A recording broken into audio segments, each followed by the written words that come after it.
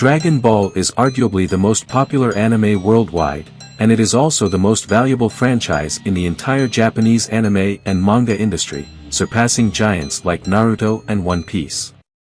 Just from video games, movies, and merchandise, the Dragon Ball franchise generates millions of dollars annually, making it an incredibly impressive business and industry.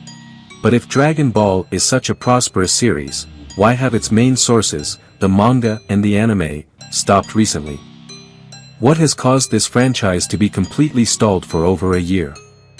In this video, I will explain in detail exactly what is happening, the real reasons why the manga has stopped, and why, to this day, the highly anticipated second season of Dragon Ball Super has not been released. So, to uncover the whole truth about this great franchise, this is an explanation of the real reason why we don't have Dragon Ball manga or anime.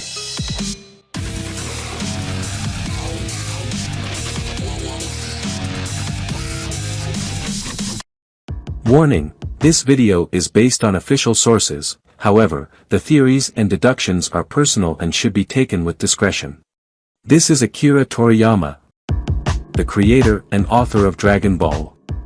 He works directly with a company called Shueisha, which is dedicated to producing weekly and monthly manga magazines, and one of their most important magazines is V-Jump, the magazine that monthly published the Dragon Ball Super manga. But our friend Toriyama did not work alone, he had two very important allies. The first was the editor-in-chief Aki Yoko, who handled everything related to the manga and was indeed a close friend of Toriyama. On the other hand, he also had a disciple known as Toyotaro, who works as a co-author of the Dragon Ball work. These three people coordinated and worked together to create the Dragon Ball Super manga, and it could be said that all three worked directly for Shueisha. In 2016, the Dragon Ball Room was created. It is an internal division within Shueisha dedicated exclusively to managing and developing content related to Dragon Ball. It was established in 2016 to manage copyrights and oversee new projects, including manga, anime, movies, and video games. The goal of the Dragon Ball Room is to ensure the consistency and quality of the Dragon Ball universe, and Aki Yoko was appointed as the director of this division. Thus, from this point on, Aki Yoko was in charge of managing relationships with other companies, such as Bandai for video games, and companies like Toei Animation for anime and movie production. For several years, things went really well, and Aki Yoko managed all these affairs. While the anime was being produced by Toei Animation, there were also many video games in progress, and at the same time, Akira Toriyama and Toyotaro were creating great stories in the manga, which were published in V-Jump. However, for some reason, Shueisha's executives were focusing solely on the manga, as if it was the only thing that mattered to them, resulting in several projects Aki Yoko wanted to pursue not being approved. For example, the Dragon Ball Super 2 anime had been delayed for too long, and Aki Yoko felt that Dragon Ball was wasting its potential, so he was not very satisfied with this. To make matters worse, Shueisha's executives began focusing on other things, forcing Aki Yoko to concentrate on business related to artificial intelligence and the metaverse, which didn't make much sense to him.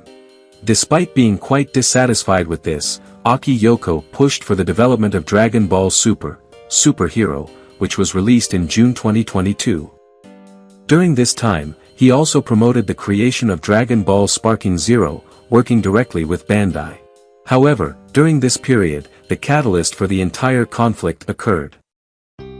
Akira Toriyama felt somewhat uneasy that all the attention was on Dragon Ball, sidelining his other works. He discussed this with Aki Yoko, who proposed the idea of promoting another of his major works, Sunland. As a result, Aki Yoko committed to Akira Toriyama to produce a film of this work, confident that it would be a great success.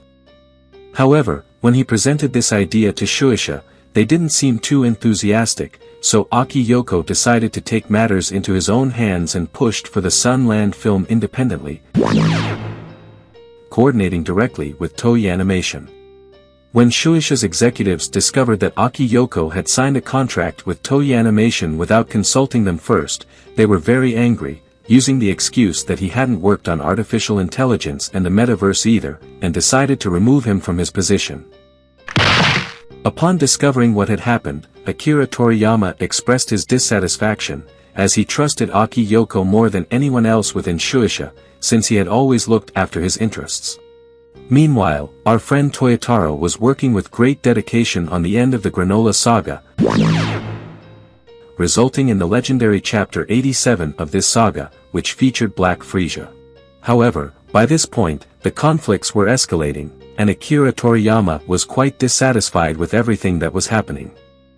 This is why, after the end of the Granola saga, they decided to pause the manga for a couple of months while these conflicts were resolved. By December 2022, the new saga, Dragon Ball Super, Super Hero, would begin, and Toyotaro was tasked with carrying out nearly 100% of this work, starting with 3 chapters that would show the adventures of Goten and Trunks. All of this was created by Toyotaro, but Akira Toriyama did not easily abandon his disciple or his work, so he continued to oversee this project. However, Aki Yoko, who had been effectively sidelined from Dragon Ball, would not sit idly by but would make an important decision. In May 2023, Aki Yoko met with most of his collaborators, a number of Shueisha employees who fully trusted him, and together with them decided to leave Shueisha. Shortly after, he would found a new company, Capsule Corporation.